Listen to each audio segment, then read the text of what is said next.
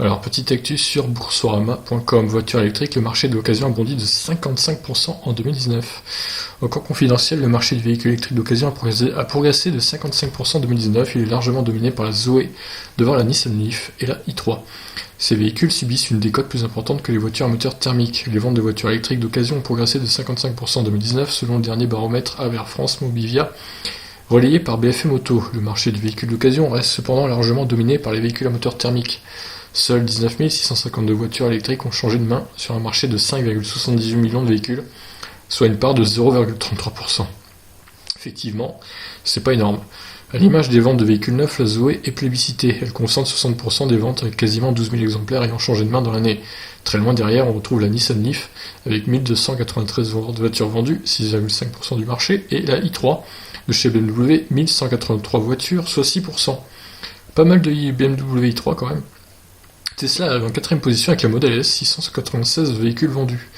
Je sais pas comment ils ont les stats comme ça des voitures d'occasion, ça doit pas être simple à avoir comme statistique pour le coup. Sur le marché de l'occasion, les voitures électriques perdent davantage de valeur que leurs homologues thermiques. La difficulté pour estimer le prix réel de ces véhicules, qui bénéficient de subventions, bonus écologiques, peut expliquer cette décote plus vertigineuse. D'autre part, il est difficile d'estimer l'état des batteries et donc l'autonomie du véhicule. Autre renseignement du baromètre, ce marché de l'occasion électrique se concentre essentiellement chez les professionnels. Quand 50% des Peugeot 108 sont vendus par des particuliers, 90% des Ion le sont par des professionnels. Ça m'étonne qu'à moitié. Ce marché est dominé par les retours de flottes d'entreprises qui rendent leurs voitures au bout de 2 à 3 ans. Les particuliers les conservent plus longtemps. Intéressantes analyses là pour le coup. Et des chiffres plutôt intrigants et plutôt sympathiques, il faut le dire.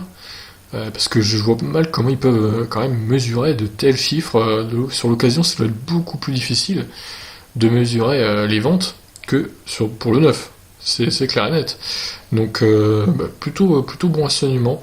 On remarque que la Zoé est toujours devant avec la Nissan Leaf et la i3. Donc c'est comme en neuf en fait. Ça suit la logique des voitures neuves. Voilà pour ces petits chiffres intéressants. Je vous laisse réagir.